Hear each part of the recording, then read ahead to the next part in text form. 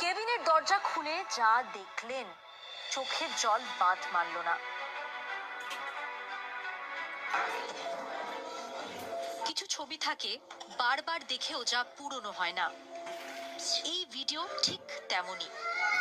যেন মনে হচ্ছে মা ছেলের এই স্পেশাল মুহূর্তের সঙ্গী হই আমরাও এই মুহূর্তটায় বাঁচি, আমরাও উদযাপন করি দুজনের বাঁধ ভাঙা এই আনন্দ।